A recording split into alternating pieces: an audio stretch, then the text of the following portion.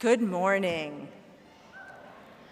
I am Usha Rodriguez, and I have the honor of serving as the Dean of the Law School. Welcome to the commencement exercises for the University of Georgia School of Law, Class of 2026.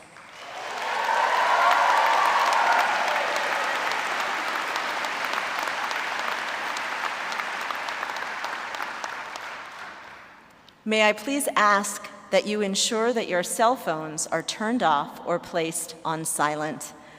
I think the class will tell you that I am not afraid to confiscate a cell phone. As you are able, I invite you to stand for the national anthem presented by Mr. Dustin Batchelor.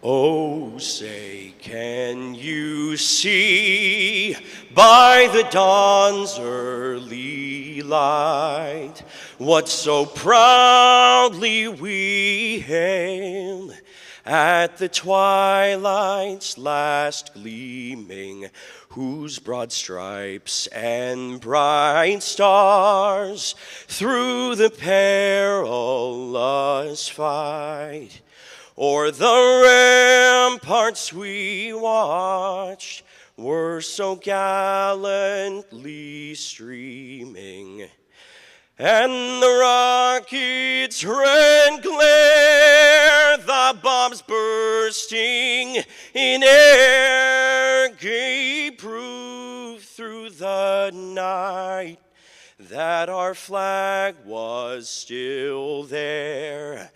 Oh, say, does that star-spangled banner yet wave o'er the land of the free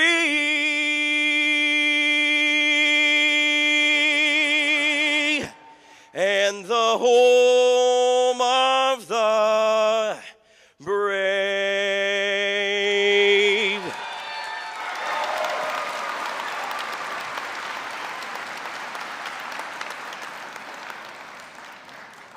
Thank you so much, Dustin. Please be seated. Members of the class of 2026, welcome to your law school commencement. Commencements are joyful times. Indeed, if you ask me, this is the single best day of the year. We call today commencement because it is a commencement. It is a beginning. It is the beginning of your life as a lawyer. But it is also an ending of a time of striving and learning and growing, an ending we mark with ceremony and ritual. Ceremonies are important because they provide a chance to take stock and to celebrate. Like all ceremonies, commencement comes with ritual, most notably your regalia. For 166 years, graduates of the School of Law have put on robes like these and received degrees and gone off into the world. The robes you wear today do more than mark this occasion.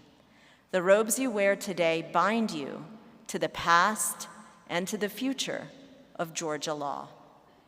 Now, I'm fresh from my own law school reunion, reunion, in fact. That reunion was full of joy and reconnection. My memories of my 1L year remain as vivid now as they were 28 years ago. But I won't focus my remarks on your law school journey. You have two classmates that will speak to you today, whom I'm sure will remind you of the eventful times you've spent together. Just know, as a classmate said to me at my reunion, it's incredible how much lifelong meaning you'll take from a few short years. Even 10 or 20 years later, these are the ties that bind. Instead, today I want to talk to you about the importance of being more relational instead of being merely transactional. This may seem a little odd coming from a former transactional lawyer, but I want to urge you not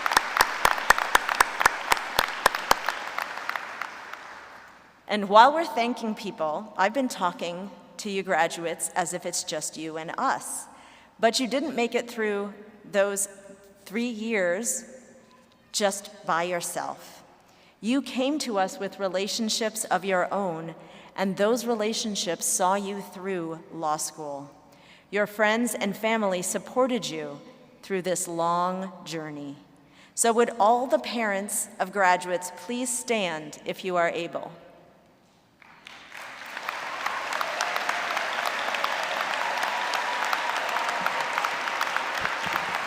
We're not done yet, because I know there aren't just parents here. Would all the spouses and significant other parents keep on standing? Come on, you earned this.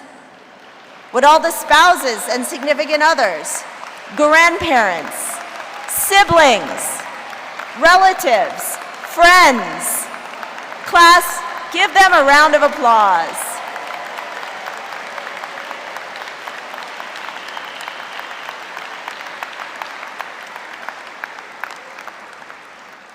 Thank you so much. All right, now back to being relational instead of transactional.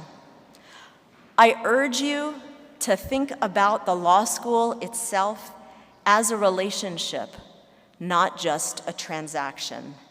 We have invested in you, poured our efforts into preparing you to be professionals. And now we let you go. But you can come back. You should come back, and you should give back. Think of your favorite professor. Think about that alum that reached out a helping hand to you. Now is the time for you to resolve to do the same, to give back to UGA Law. We need your time. We need your talents. So, class of 2026, invest in relationships. Make us proud. Take the time to celebrate all that you have done and all that you will do. Congratulations.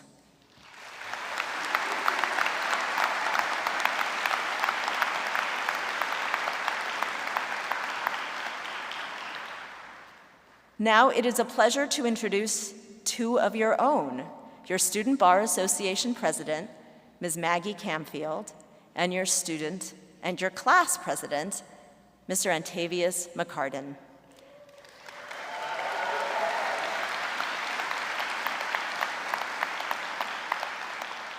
Maggie Camfield completed her undergraduate studies at the University of Georgia, earning a Bachelor of Arts in International Affairs, a Bachelor of Arts in Finance with the International Business co-major, and a professional certificate in legal studies.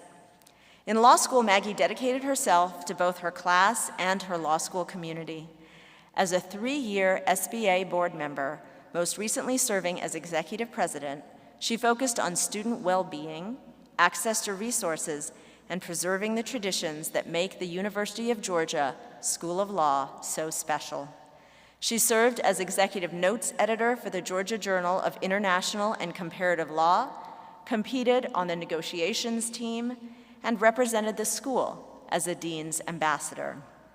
Maggie was also the recipient of the Julian McDonnell Award for Excellence in the Study of Commercial Law. After graduating, Maggie will clerk at the United States Bankruptcy Court for the Northern District of Georgia for the Honorable Judge Cavender. Antavius McCarden attended the University of Georgia as an undergraduate student, earning a Bachelor of Arts in Political Science along with minors in International Affairs and African Languages and Literature. In law school, Antavius served as the 1L, 2L, and 3L class president, vice president of Dean's Ambassadors, and senior articles editor for the Journal of Intellectual Property Law. He was also a graduate assistant at the law school's Office of Admissions, a member of the Moot Court Advocacy Program, a pupil in Clark Carley's Inn of Court, and nominated to the Order of the Barristers. After graduating law school, Antavius will join Holt Nay's litigation team in Atlanta, Georgia. Maggie and Antavius.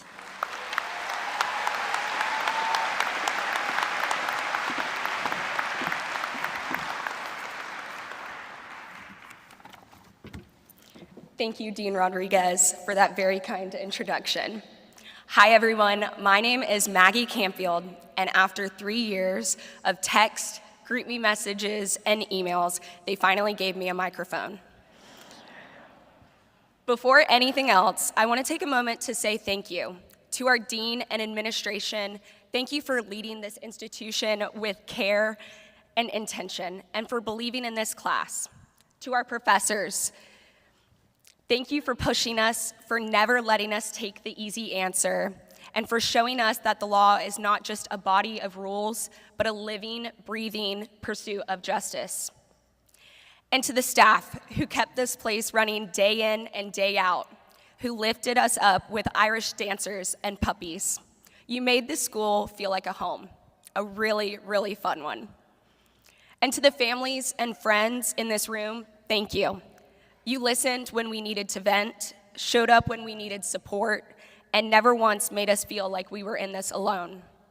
Now to my fellow graduates, we are about to walk across the stage and be celebrated for everything we have accomplished, and we should be.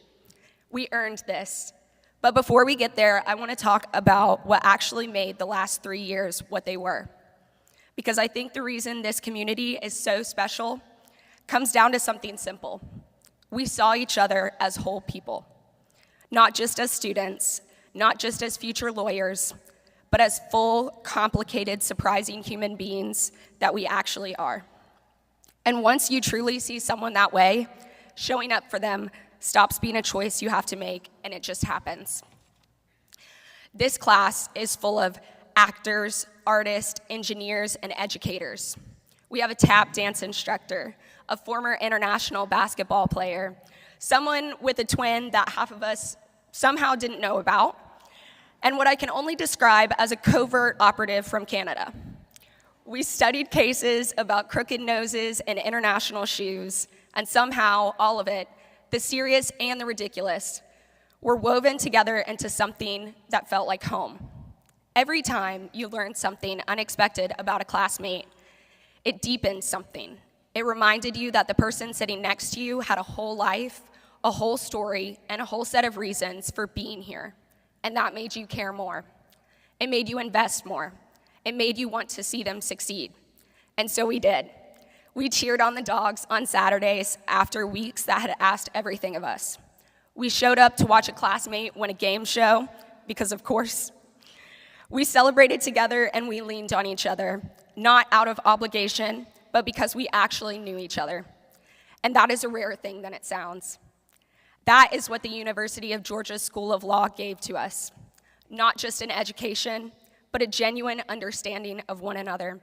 And I think that is what will stay with us the longest. Not the cases we've memorized, but the people we became to each other along the way. And I think no one embodies this more than the person I get to introduce next.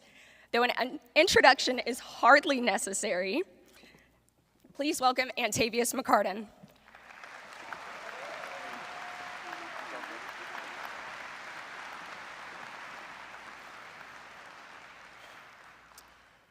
Thank you, Maggie.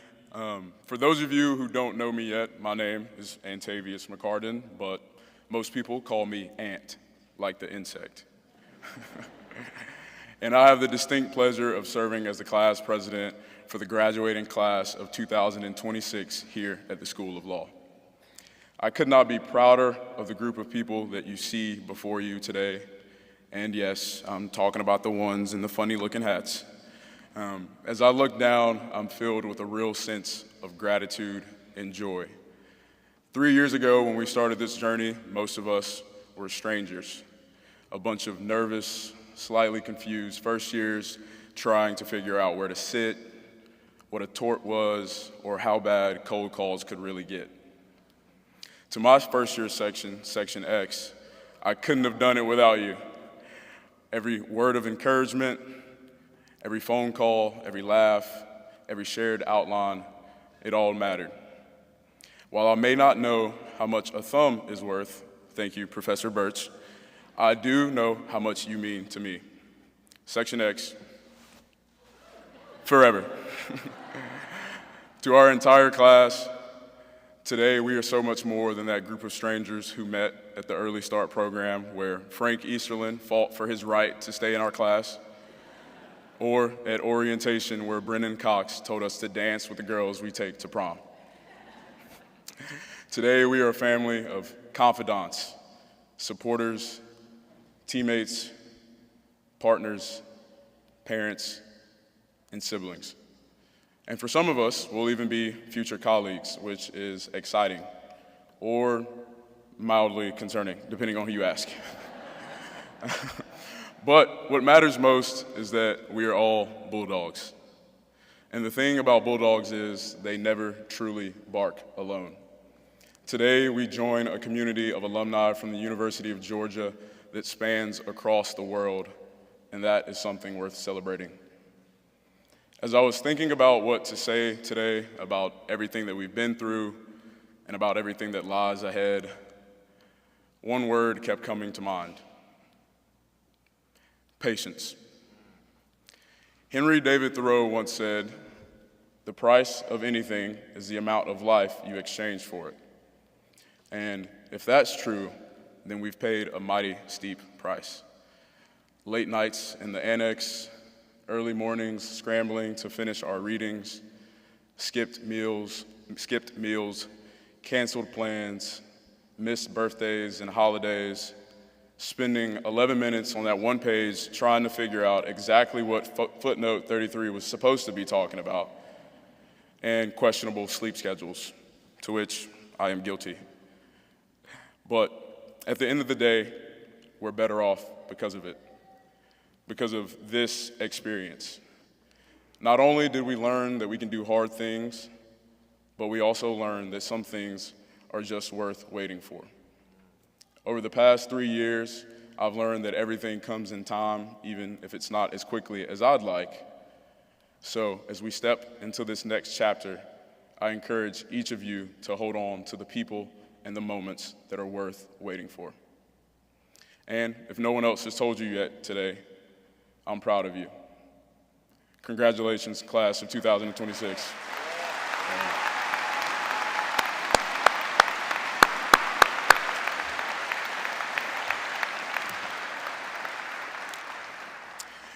And you're not done with me yet, but it is now my pleasure to introduce the current president-elect of the Law School Alumni Council, Francis Johnson. Francis Johnson is from Sylvania, Georgia, and is a partner at Davis Bozeman Johnson Law. Francis has served in ordained ministry for more than 20 years. He is the senior minister at Mount Moriah Baptist Church in Pembroke and Magnolia Baptist Church in Statesboro. Mr. Johnson was a 2018 Democratic nominee of Georgia's 12th Congressional District. And as a trial lawyer, Francis Johnson practices criminal law and civil law in the state and federal courts. He is a member of the at-large of the Board of Governors of the State Bar of Georgia and the Chief Justice's Commission on Professionalism. A graduate of Georgia Southern University and the University of Georgia School of Law, Johnson previously served on the political science and criminal justice faculties at Georgia Southern University and Savannah State. Please join me in welcoming Mr. Johnson.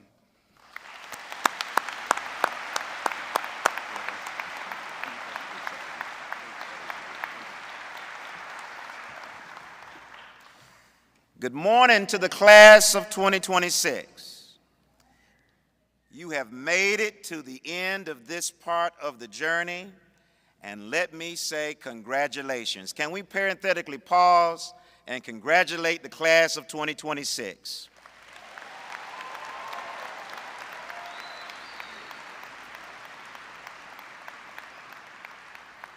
When I began at this university 25 years ago, many of you were beginning life. Some of you were learning to walk. Some of you were learning to read. And look at you now, graduates of one of the finest law schools in this country. And that reminds me, and it should remind all of us, of something that is very important. I so appreciate your remarks on patience. But this is also important. As you engage patients, know that no two journeys to this moment have ever looked the same, and your journeys from this moment will not look the same. For some of you, this journey has taken 3 years. For others, it might have taken longer. Before you got here, life happened. Life will continue to happen. Children happened, careers happened, loss happened, detours happened, and they will continue to happen. But whether your journey to this place has taken you 3 years, or you've gone from this place 25 years, there's an old truth about journeys. Eventually, every journey will ask you the same questions. Where have you come from? Where are you now? And where are you going? Individuals must answer those questions. Families must answer those questions. This institution has to answer those questions, and our nation has to answer those questions. And perhaps this is why this moment is so special today. Because on this journey of individuals, the journey of an institution, the journey of a nation, we find ourselves standing exactly where you are right now, between what has been and what will be. And in moments like these, you discover something very important, that being uncertain, and this is a very uncertain time, is not the same as being lost. But it will require you in moments like this to be honest about where you've come from, where you are, and where you're going, because when you leave this place today, your life will answer those questions with every step that you take. Now, this is an emotional time for me. It's an emotional time for you. This is a part funeral, something is ending. It's a part wedding, something is beginning. And that is why everybody has emotions in this room. Emotions because you survived. Emotions because you've learned to thrive and forge new relationships that will serve you and you will serve over the course of your life. Families are emotional because maybe you will start contributing instead of taking cash apps and payments, etc. And beneath all of the joy of this moment is sacrifice, because nobody reaches a moment like this alone. Behind every graduate is somebody who prayed for you, encouraged you, sacrificed for you, refused to let you quit. And before we say anything else this morning, can we parenthetically pause and give some praise to God for those who helped you along the way?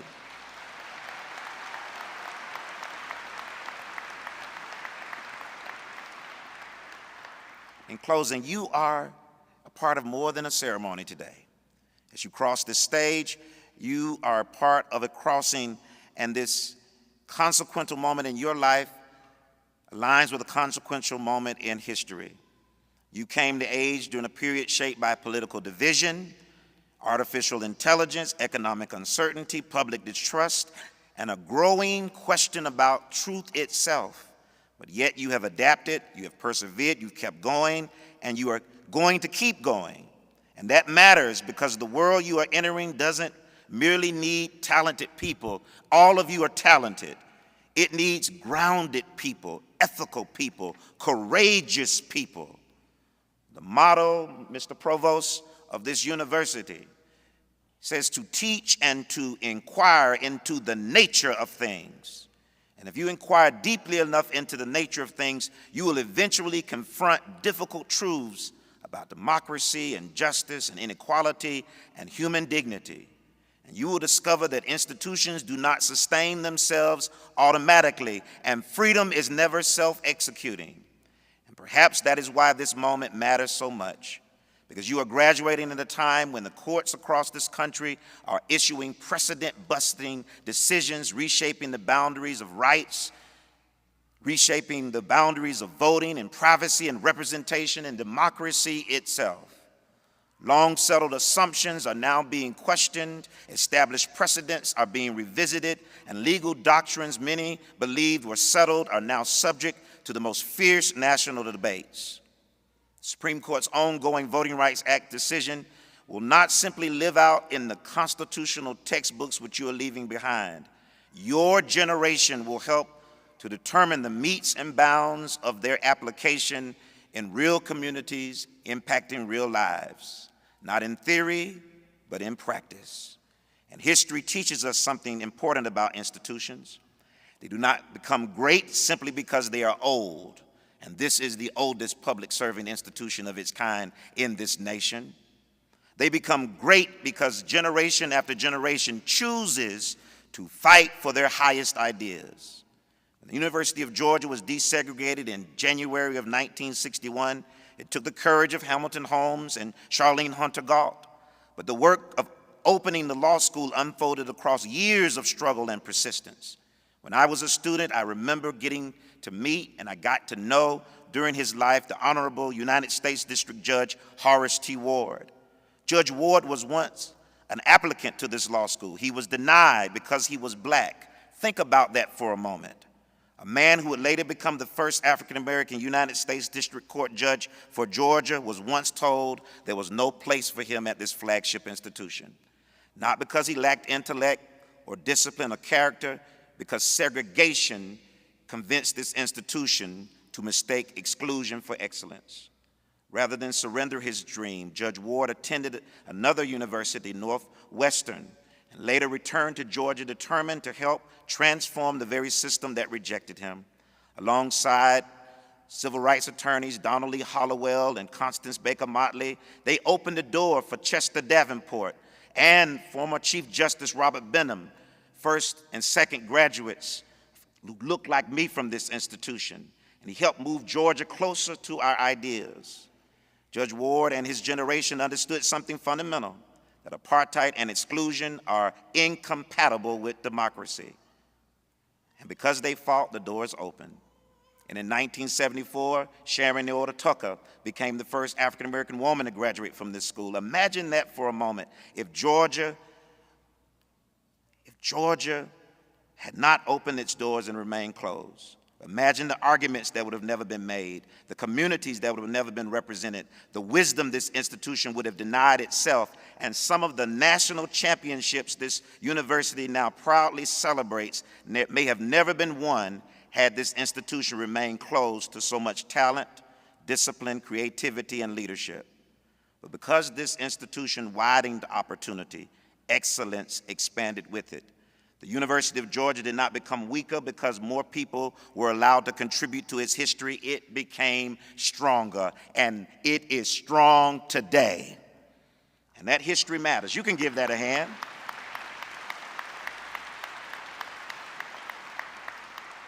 Your intelligence is not enough. Even these credentials that you're about to be awarded are not enough, and your influence is not enough. The world has enough of all of that. It has enough influencers.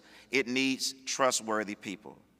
People who keep their word, people who tell the truth when dishonesty is profitable, people who understand that leadership is not about visibility but about responsibility. Please do not become one of those graduates who disappears the moment your diploma clears. Don't be that person. Institutions like this survive because generations decide not to merely benefit from them, but to help build them. And as president-elect of this council, we invite you to that work. And years from now, when the applaud of today fades, life will continue to ask you the same questions. Where did you come from? Where are you now? And where are you going? And when you leave this place, may your life answer those questions with courage, integrity, compassion, and service. And may with every step you take, may it bring us all closer, a little closer, to a better version of ourselves. Congratulations to the class of 2026.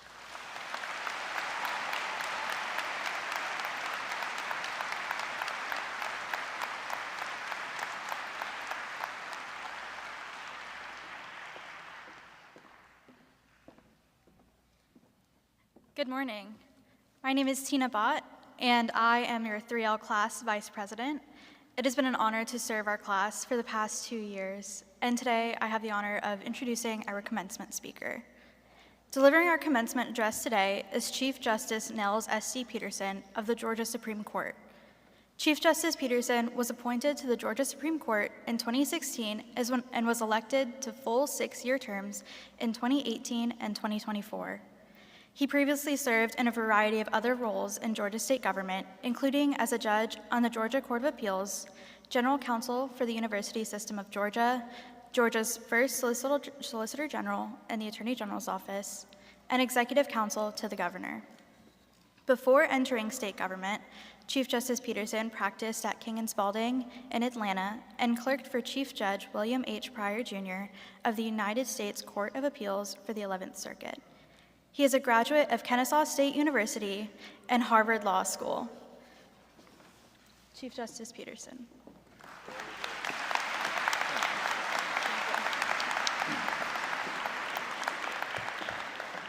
I think I heard some owls over there. Thank you, Tina, for that kind introduction. Provost Ayers, Dean Rodriguez, distinguished members of the Platform Party, faculty, staff, family, friends, and the 2026 graduating class. Today is a big deal. In a few minutes, maybe an hour and a half, when I finally finish, you'll walk across this stage, shake some hands, and be handed a diploma. You'll take it home, and most of you will frame it. It'll look good on an office wall. But that's not why today is a big deal. Today is a big deal for 2 reasons. Number 1, all the years of hard work and commitment that has led you here. And number 2, all the future years of hard work and commitment to which today opens the door. Because that's what being a great lawyer is. It's hard work and commitment. Now, you've just finished a bunch of hard work. You're not here to listen to somebody drone on about more of it. And don't worry, I'm not talking about the bar exam. There should be a law against talking about the bar exam during graduation. So let me start with the hard work you've already done. The dean and your fellow graduates have already gone over that in greater detail than I can. But today recognizes that you have completed something truly remarkable, and you have done it at a truly remarkable place. Just gaining admission to UGA Law School meant that, as Coach Smart would say, you have elite potential. And graduating, after years of study, clinics, summer jobs, and deep engagement across a range of fascinating areas, makes crystal clear not just your potential, but also your commitment to doing the hard work of realizing that potential. Your hard work over the last 3 years, though, is most significant because of the future that it enables. And that future is where I want to spend most of my time this morning. I have 2 big ideas that I hope stick with you. The 2 big ideas both stem from the principle that law is not just a job, it's a profession. You have heard, and will continue to hear that said over and over again. Often it's said by people who aren't terribly clear about what it means. And sometimes people who are clear about what it means to them are asking you to do something for free. Now, pro bono service is really important, and I hope you do a lot of it. But I think the idea of legal practice as a profession and not just a job is broader than pro bono work. And it means at least 2 other things that should shape how you approach your practice. First and most fundamentally, it means that you have a responsibility to support and defend the rule of law. The rule of law is the idea that no one is above the law's requirements or beneath its protections. And the rule of law has always been fragile because by its very nature, it requires the strong and the rich to accept outcomes in favor of the weak and the poor. It requires popular majorities of all kinds to accept outcomes in favor of small, unpopular minority groups. And it requires the most powerful of all, the government, to accept and obey limits on government power. This has rarely happened throughout human history. What we have had in this country for nearly 250 years, as imperfect as it has been, especially here in the South, is so rare, and yet we often take it for granted. If we are to continue to enjoy the many blessings that flow from the rule of law, we cannot take it for granted. And lawyers in particular are and must be its guardians. So what can you do to help make sure the rule of law is protected and not taken for granted? Well, start by recognizing that this is an all-hands-on-deck responsibility. It's easy to dismiss talk about the rule of law as focused on public interest litigators and government lawyers and public defenders. But the rule of law is the foundation of all legal practice. If you plan to practice trust in estates, the rule of law is the only way that you can advise a client with confidence that if you put these assets in that trust, the government can't get your money. If you plan to do mergers and acquisitions for big corporations, the rule of law is the only way you can advise a client with confidence that if you structure the big transaction a particular way, a key risk is mitigated. Without the rule of law making contracts enforceable in predictable ways, all of those carefully negotiated deals are just ink on paper. And the same is true if you plan to do real estate, or land use, or business litigation, or family law. And if you plan to do admiralty law or ERISA, well, I don't actually know what admiralty lawyers or ERISA lawyers do, but I am confident that the rule of law is critical to them too. So recognize that defending the rule of law is now your responsibility. But don't just stop at defending it. Advocate for it. The rule of law only works if the public at large accepts it. That requires the public to have trust and confidence in our legal system.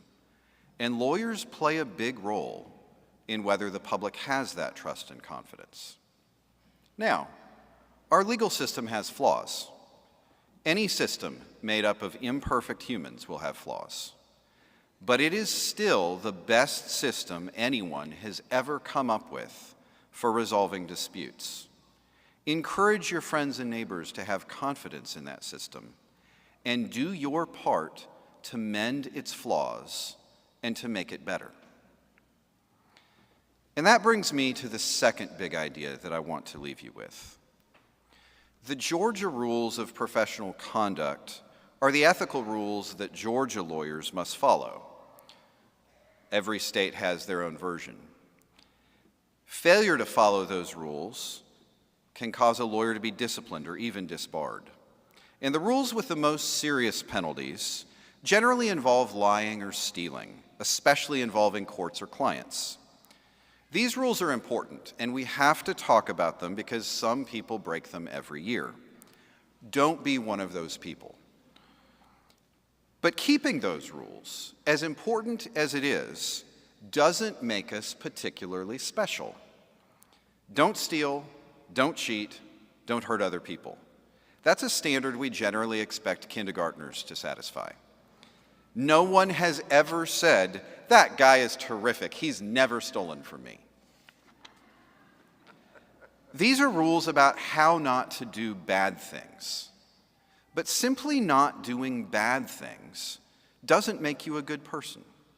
And a healthy, positive culture is about more than not doing bad things.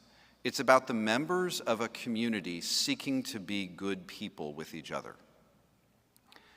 The challenge, of course, with focusing on being a good person instead of just not doing bad things is that you can't actually write an enforceable set of rules about being good people. Enforceable rules against doing bad things aren't hard to write. They clearly identify the bad thing you're not to do, and they identify the possible punishment for breaking that rule. Our criminal laws work this way too. But rules for being a good person don't work that way. What if a rule required you to be kind? Just how kind do you have to be to satisfy that rule? What about a more specific rule requiring you to speak kindly? Setting aside the obvious First Amendment problems, how many kind things do you have to say to someone to qualify? 3 sort of kind things, or 1 really kind thing? What if my college football team lost last night? Do I get my kindness graded on a more generous curve? And how do you even quantify kindness to begin with? Now, many religious faiths have answers to these questions. In my Christian tradition, for example, we're called to love each other and to treat each other as we want to be treated. And my faith community is responsible for encouraging each other to act accordingly and to hold me accountable when I don't. But faith communities don't have to satisfy the due process and First Amendment standards that apply to the legal system. So how do we as a legal system move beyond the compliance-based approach of enforceable ethics rules that merely prohibit bad things and find our way towards standards that encourage good? Viewing law as a profession is part of the answer. Because we have not 1, but 2 sets of rules that apply to lawyers. I already mentioned the first set, the rules of professional conduct, about not doing bad things that are binding, that have consequences for breaking those rules. We call these rules ethics. But the second set is aspirational and not binding. We refer to this second set as professionalism. While the idea of professionalism is broad, we have 2 parts of professionalism rules that are written down. I'm going to focus today only on the first part because it's concise, and the second is 5 single-space pages, and nobody has time for that this morning. This first part of the aspirational standards of professionalism is called the Lawyer's Creed. It's made up of 6 promises, each to a different stakeholder in the legal system. To my clients, I offer faithfulness, competence, diligence, and good judgment. I will strive to represent you as I would want to be represented and to be worthy of your trust.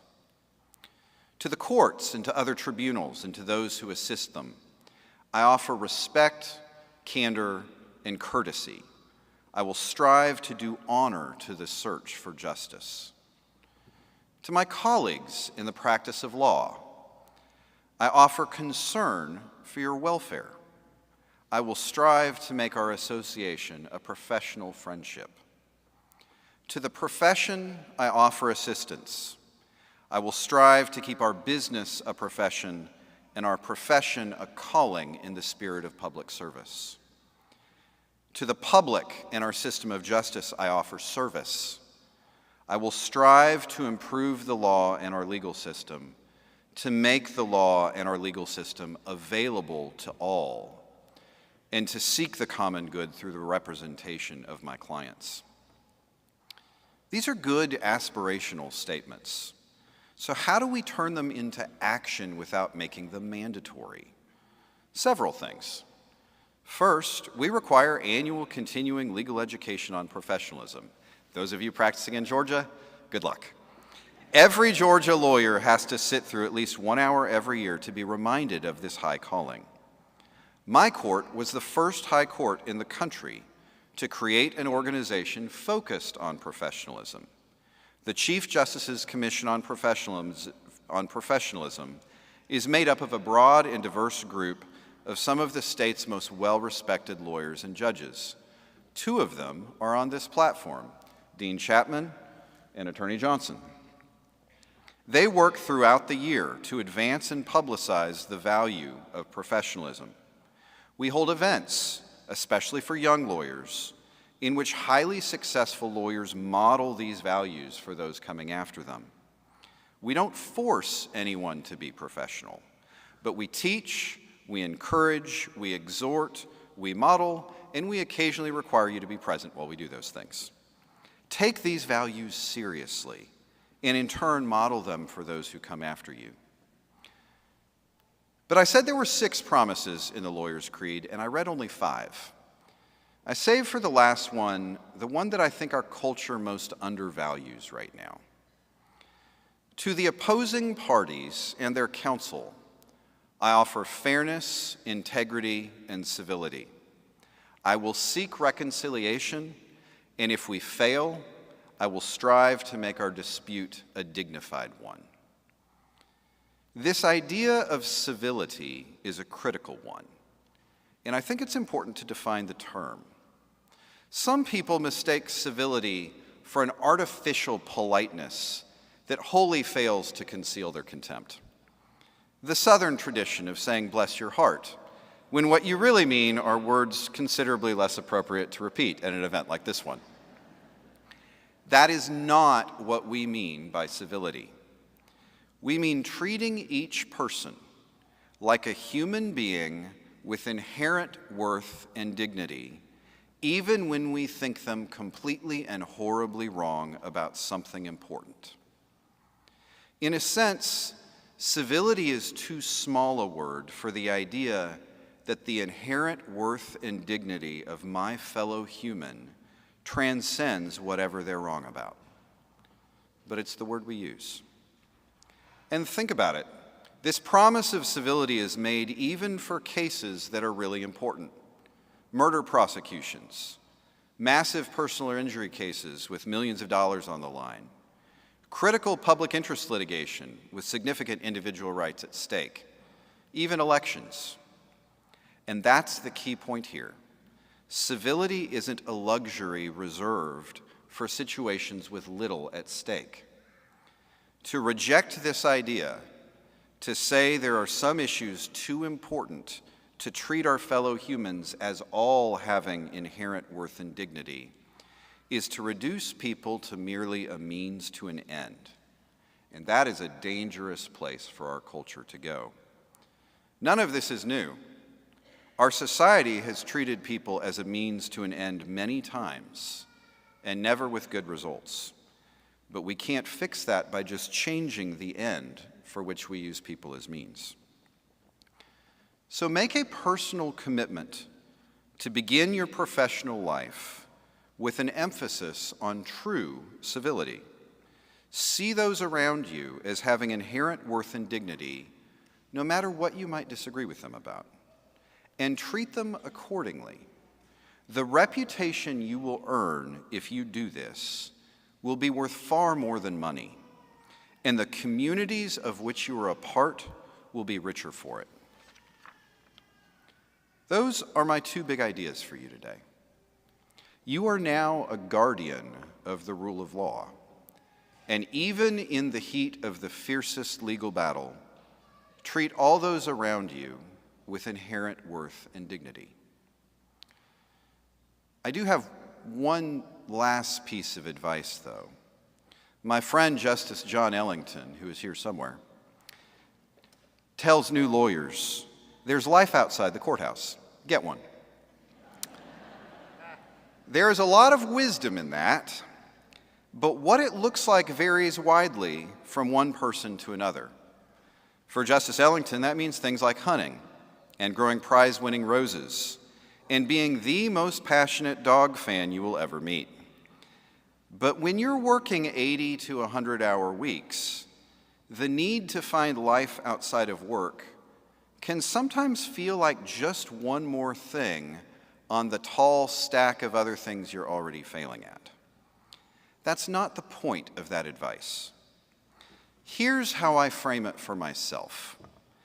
Don't find your identity in your work. Judging is what I do. It isn't who I am. My identity is found principally in relationships: husband, father, Christian, friend. As the dean already talked about, emphasize relationships over transactional engagement with people. Jobs come and go.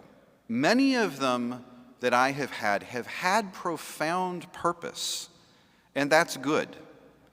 And the law often offers opportunities for work with profound purpose. But none of my jobs, including the one I hold now, has had ultimate purpose. Being a lawyer is a good and honorable calling. Your service to the client and the public can and should have deep purpose. but find your identity instead in things of ultimate purpose. And if you do, your service to the rule of law, to your clients, and to the public will be richer for it. Congratulations to each and every one of you. You will do great things.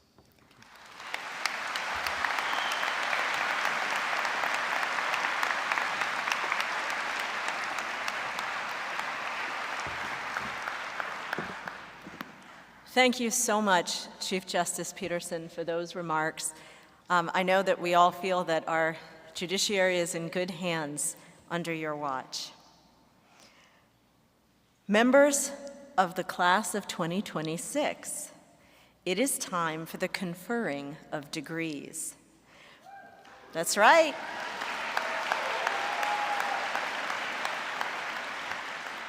Provost Ayers, on behalf of the faculty of the University of Georgia School of Law, I am so pleased and proud to introduce the candidates for the degrees of Master in the Study of Law, Master of Laws, and Juris Doctor. Will the candidates please rise?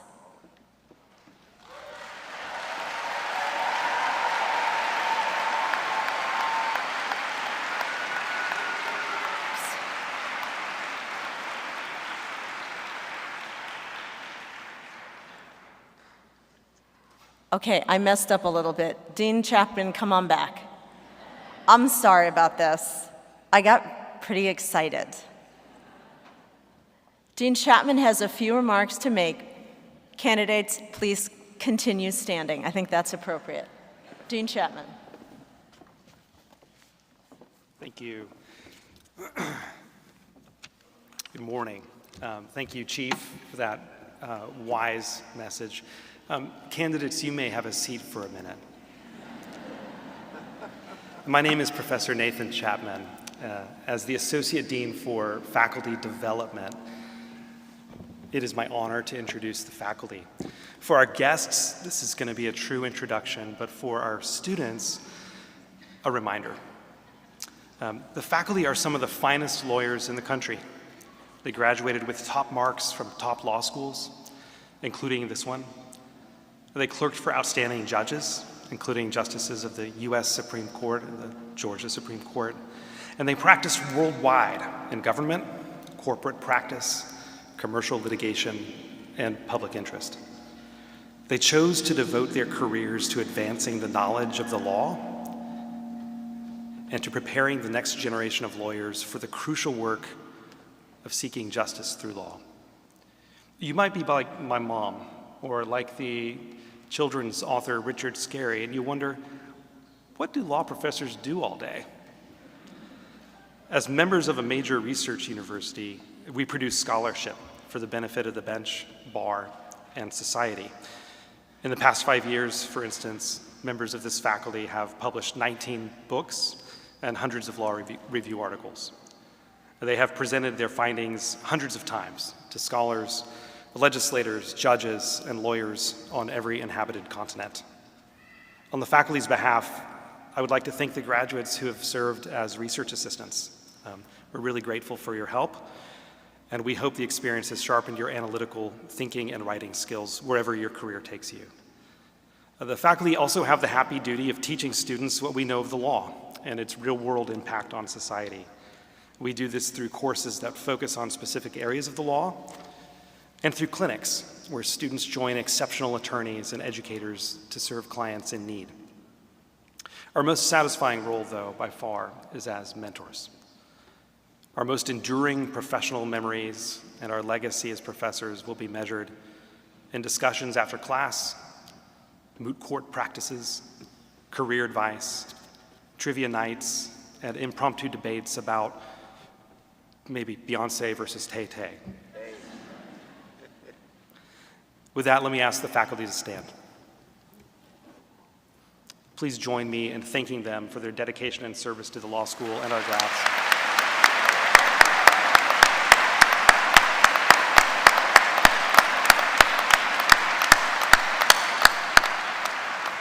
Thank you. Please have a seat. Now, on behalf of the faculty to the class of 2026, It's been a privilege and a great pleasure to teach you, to work with you, and to learn from you.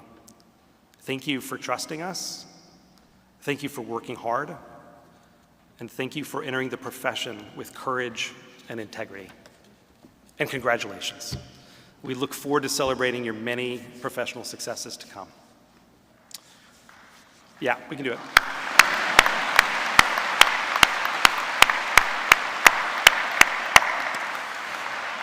Now, the law school has a tradition of having faculty read the names of our graduates. In a moment, you'll hear the names for 3 sets of degree candidates, and it's my pleasure to introduce the marshals. Allison Hale is the faculty advisor for the Master in the Study of Law program, and she will read the names of the MSL candidates. Christopher Bruner, the Stembler Family Distinguished Professor in Business Law and the faculty co-director of the Dean Rusk International Law Center, will read the names of students from countries around the world who are earning their LLM degrees. And finally, former Dean of the Law School and Talmadge Chair Bo Rutledge and I, as requested by the graduating class, will read the names of the Juris Doctor candidates.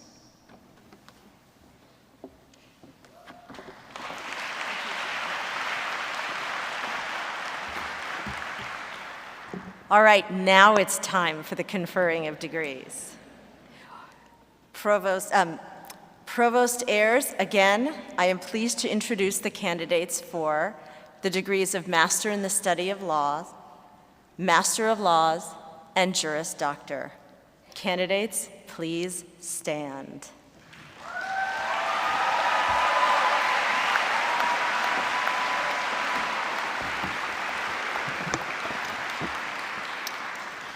Members of the class of 2026, today marks the successful conclusion of your studies at the University of Georgia. I congratulate you all on the significant milestone achievement. I hope that you'll stay connected to the faculty and friends who have supported you during your journey. Today, you are receiving a degree from one of the nation's leading public law schools. I encourage you to use that knowledge and talent to benefit individuals, communities, and society as a whole. It is indeed my honor to officially confer the degree to you that you have worked so hard for. By the authority granted to me by the President of the University of Georgia and by the Board of Regents of the University System of Georgia, I now confer upon you the degrees of Master in the Study of Law, Master of Laws, or Juris Doctor, with all the rights, privileges, and responsibilities thereto appertaining. Congratulations.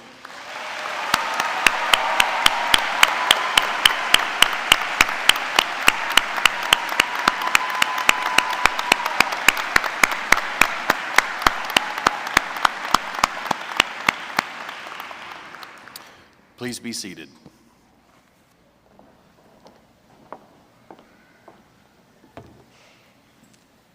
Now, for those of you in the first row only, please follow the directions of the row marshals.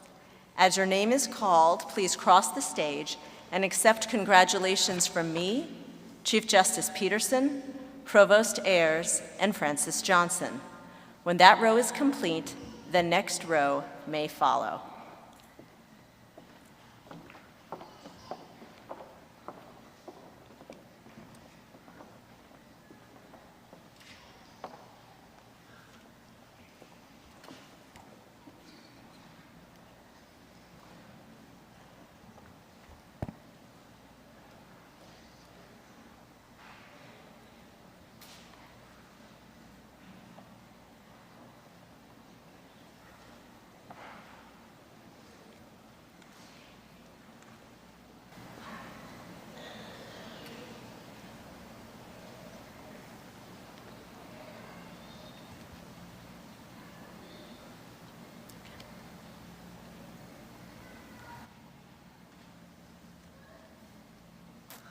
Rian Baraki.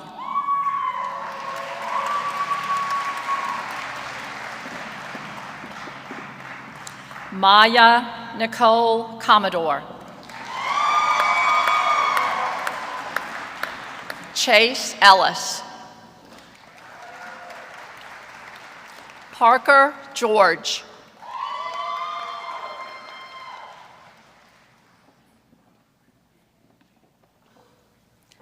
Diamond T. Lewis.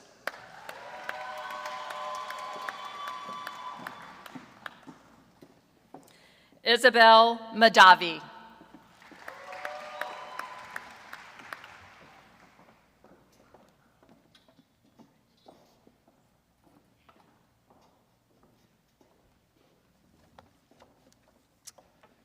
Emmanuel Adetoyan.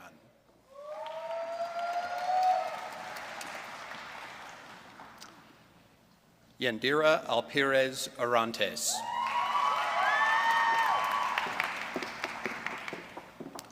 Victor Azuri.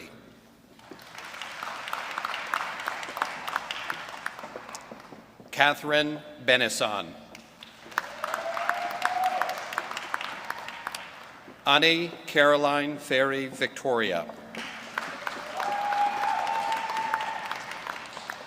Bushra Haq.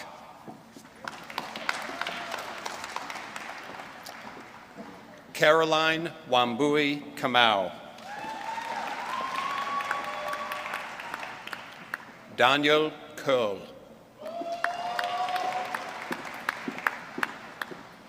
Ji Hun Lee.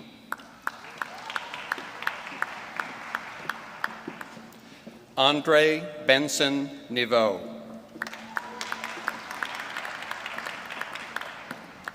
Favor Offray Odia.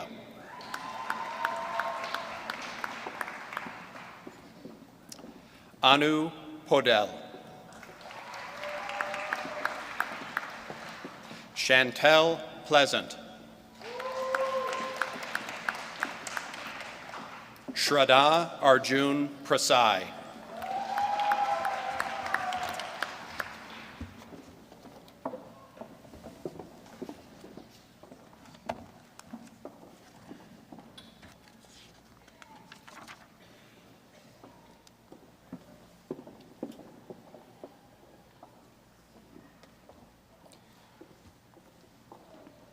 Giovanna Aceves.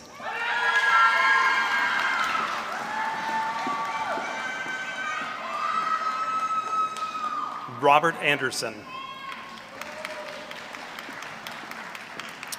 Curtis Armour.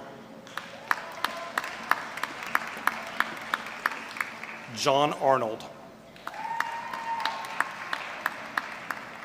Emma Rose Bagwell.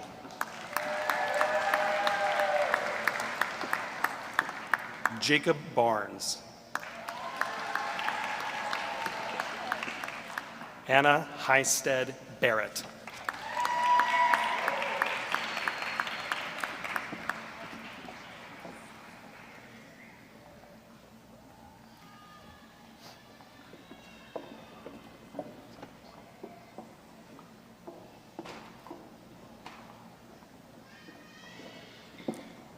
Alexis Bartholomew.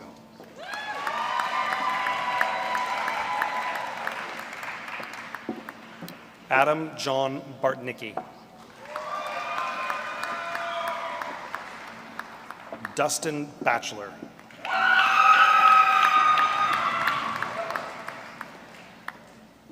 Vivian Beadle.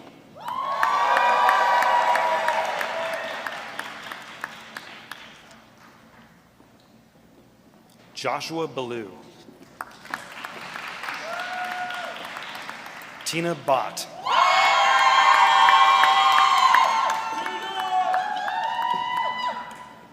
Sarah Ann Bittner.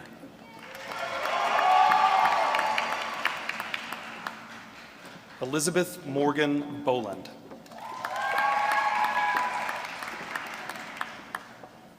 William Thomas Bowden.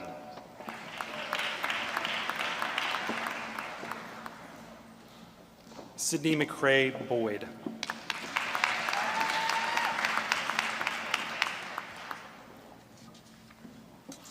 Megan Greeley Bradford.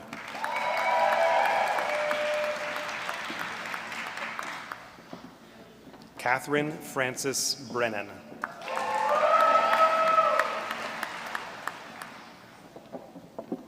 Courtney L. Britt.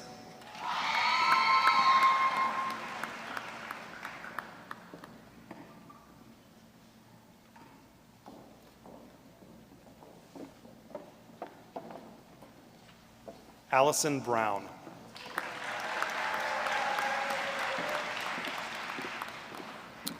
Jared Michael Brown. Catalina Maria Buchek. Lucas Budicki.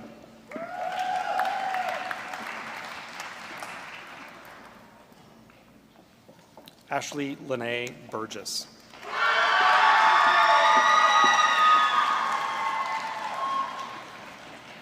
Elizabeth Burns.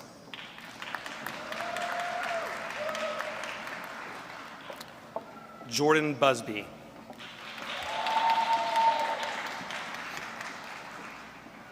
Derek Lee Bush. Trenton Harvey Butler.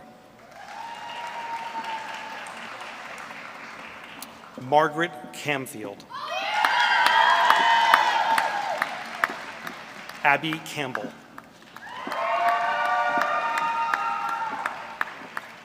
Margaret Frances Carlton.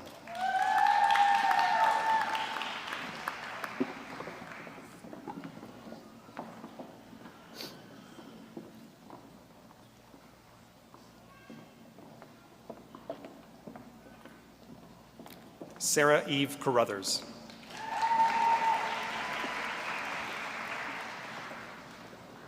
Pace Cassell. Christopher Caudell.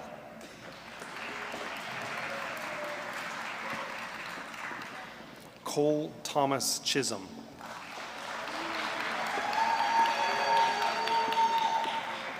Carter Christopher.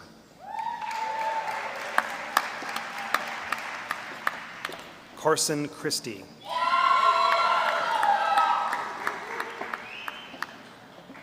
William Corey.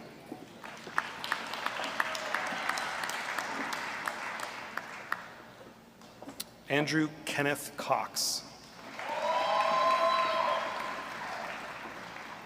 Eleanor Victoria Cox.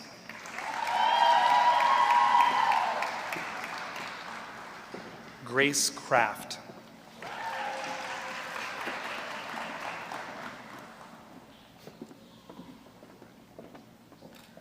Chandler Scott Creswell.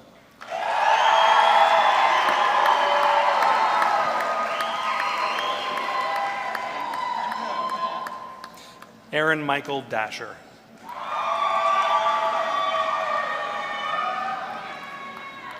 Justin Davenport.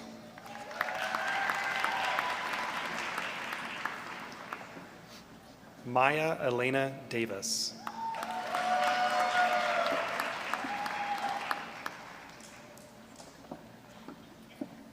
Dresden Lee Day.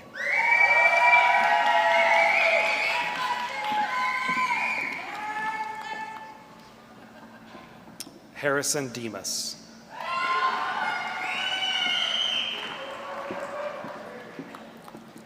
Dana Maram Diab.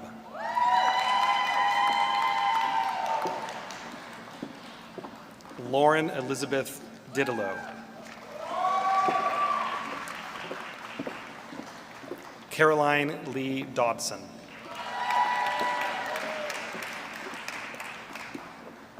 John Donnelly.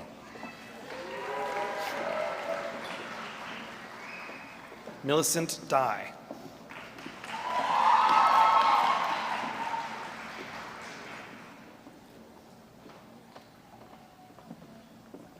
Frank Easterlin.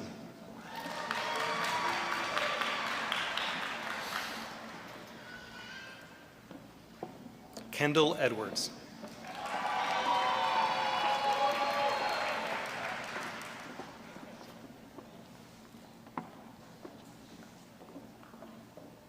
Kellyanne Elliott.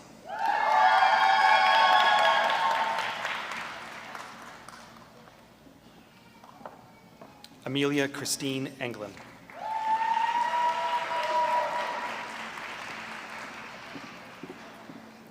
Mary Elizabeth Intrican.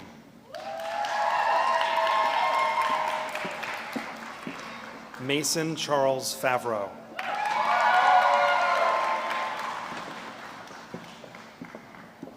Joseph Marvin Fiegel II.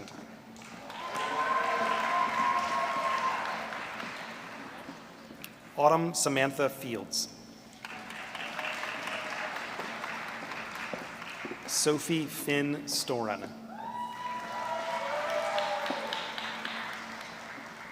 Logan Flynn.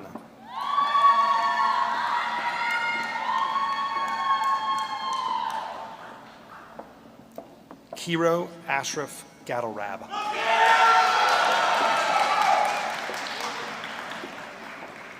Adoris Marie Gibbs.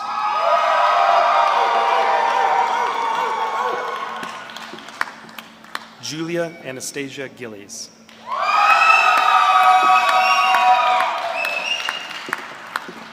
Jameson Glenn.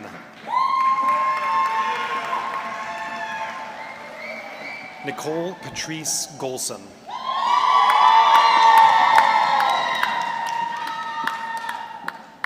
Christian Alexander Gonzalez.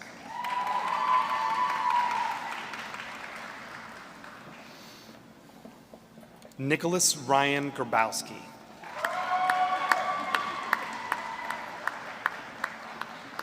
Cade Mitchell Greason.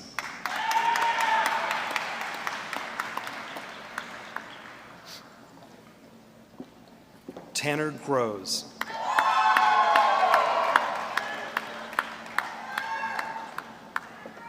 Ethan Hammond.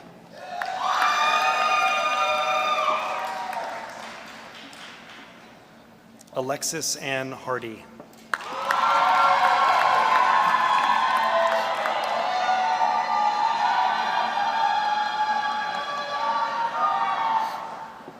Sarah Hawkins.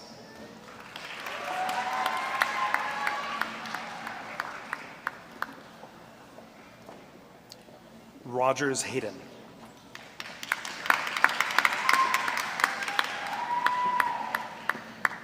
Tamaris Mackenzie Henderson.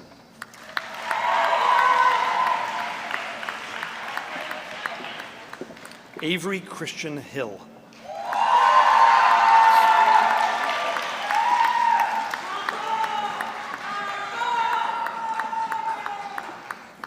Daryl Hillman.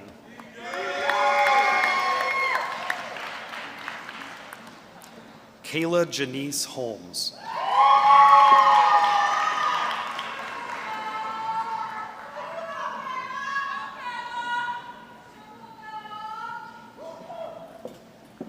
Brianna House.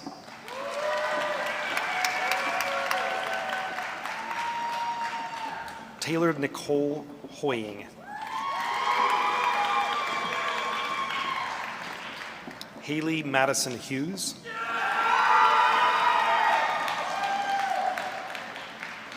Caitlin W. Holsey.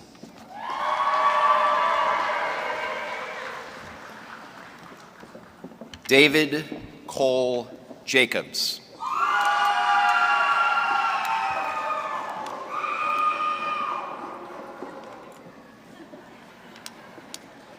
Dogs never bark alone. Kate Edmund Jeffries.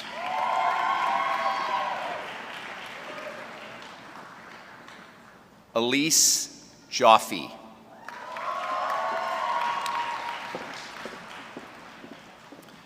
Jackson Kaplan Johansson.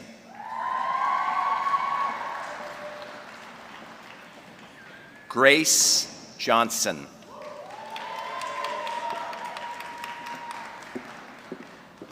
James Logan Joyner.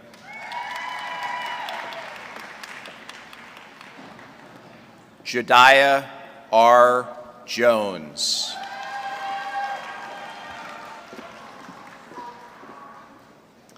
Miles Dacus Kadri.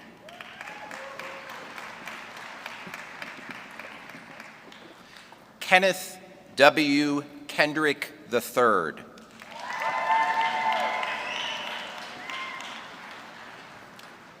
Kamara Alea King.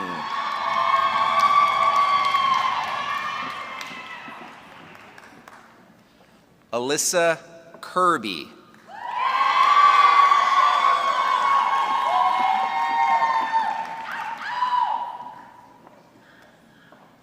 John Douglas Kirby.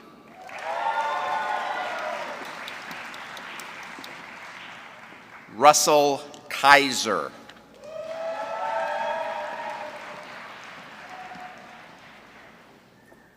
Negesan Clement Kouame.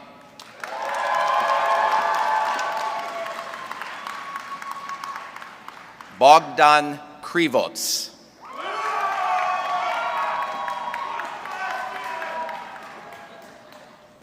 Francis Marion Kronagi.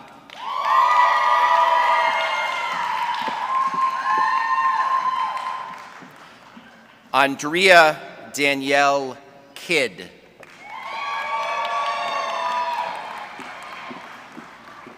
Clara McClung Leggett.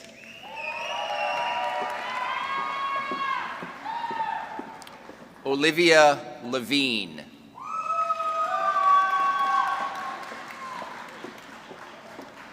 Laylee Mahoney.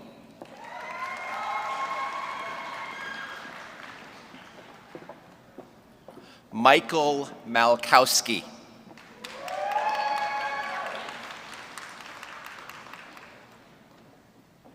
William Casho Maddox.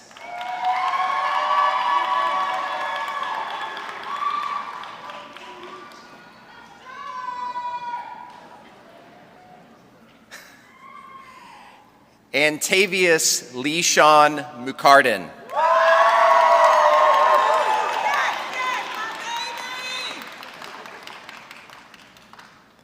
John Michael McDevitt.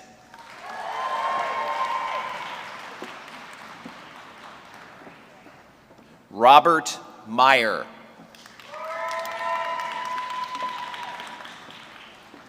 Benjamin Michaud.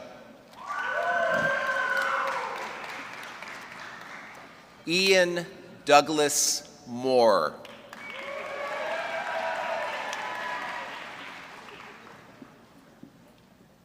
Michael Joshua Moran.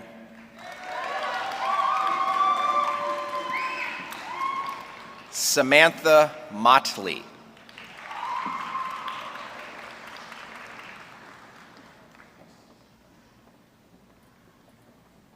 Emily Willard Munger.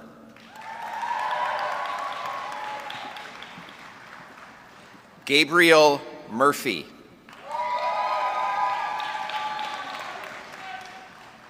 Abigail Nand. Eric A.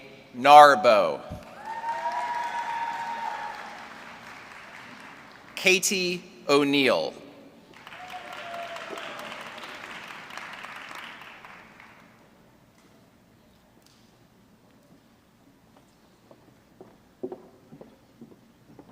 Eunice Park.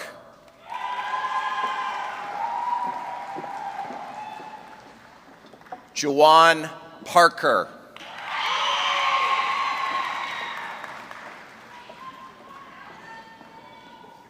Harsh Patel. Hannah Michelle Peters. Morgan Elizabeth Foll.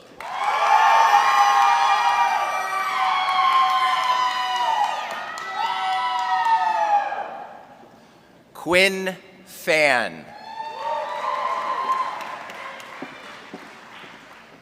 Mallory Plunkett.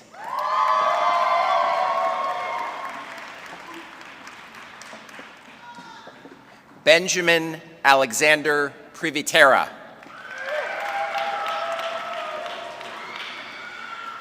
Eric Mason Pruitt.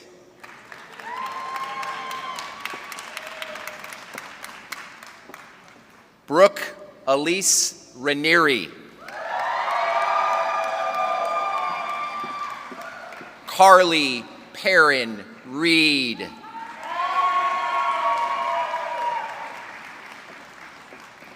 Grace Ellen Regetz. Bailey Hunt Renfro. Madison Rhodes.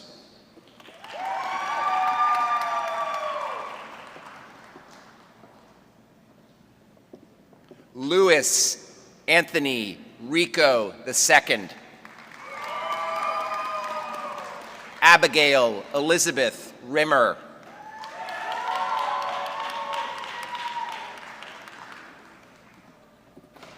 Jackson Christopher Rowe. Alexis Rubin.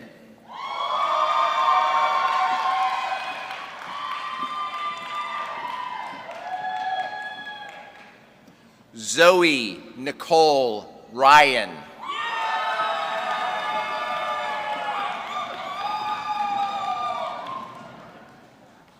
Robert John Saunders.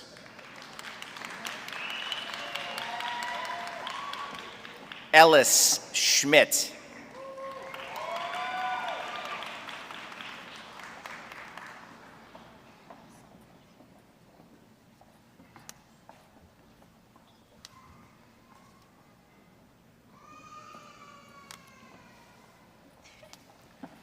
Anna Saunders.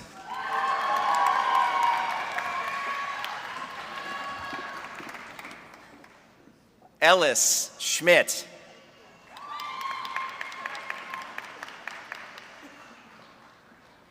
KD Mary Beth Schweitzer.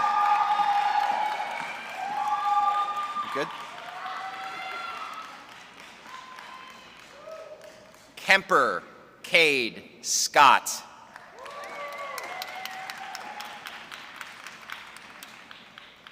Jesse Leo Sebring.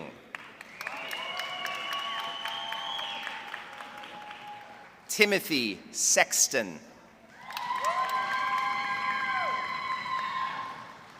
Vishruth Singareddy.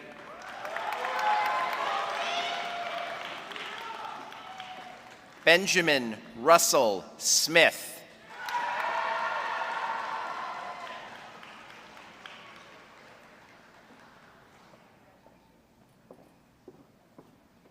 Casey Elizabeth Smith.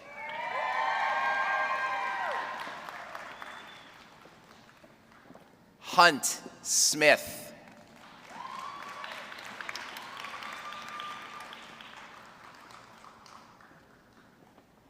Patrick Smith.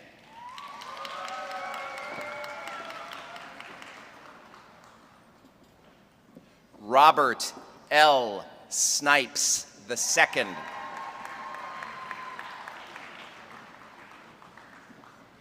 Kyra Jade Stacy.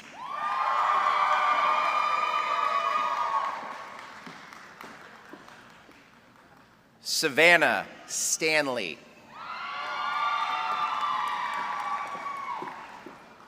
Trudy Kate Sunderberg. John Luke Sorowick.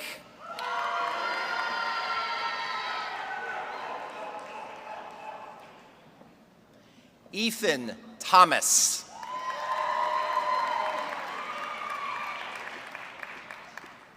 Holiday Claire Thomas.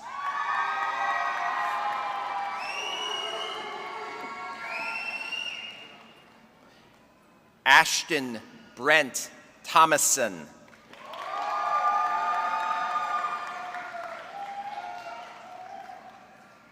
Jessica Thompson.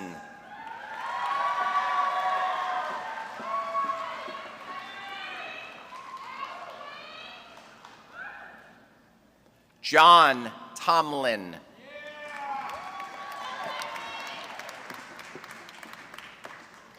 Charlotte Louise Umanoff.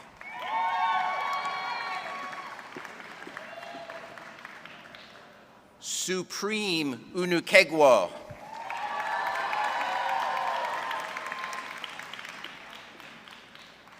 Rosalie Josephine Vendrell.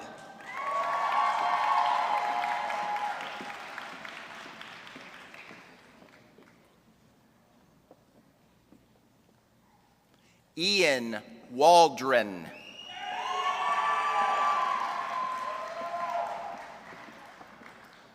Gordon Wayne. Lauren Riley White.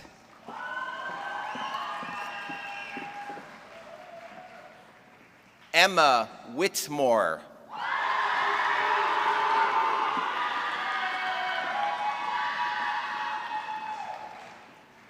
Seth Croft Ware.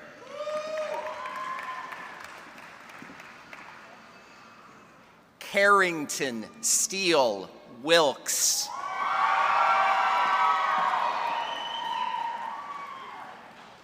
Aubrey Ellen Wilson Wade.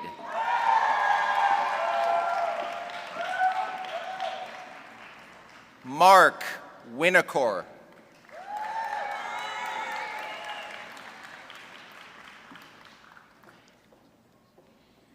Addison Camille Workman.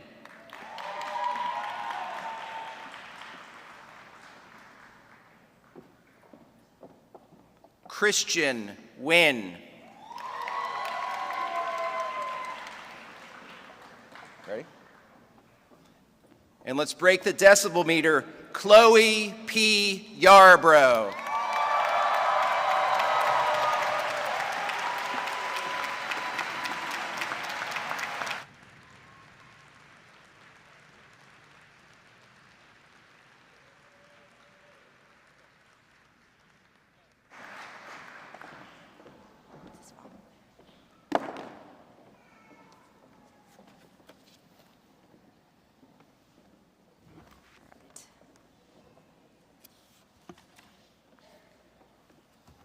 Ladies and gentlemen, I present the UGA School of Law Class of 2026.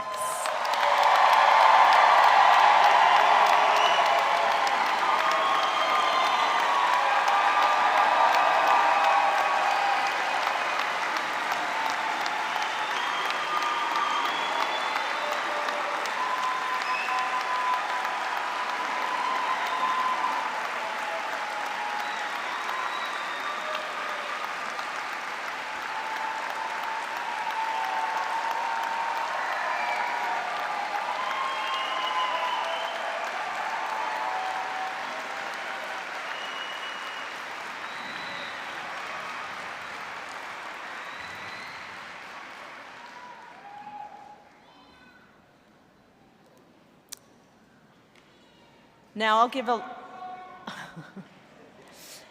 give a few stage directions.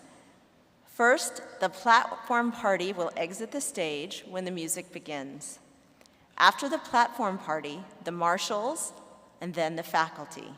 Graduates, you will follow the faculty, recessing row by row, starting with the left back row first. Following your recess, you may exit into the atrium. Family and friends, please remain in your seats until our graduates have exited, and then proceed to your nearest exit to meet your graduate, either in the atrium or outside, and take as many photos as you would like. Once more, let's give a round of applause for the University of Georgia School of Law, Class of 2026.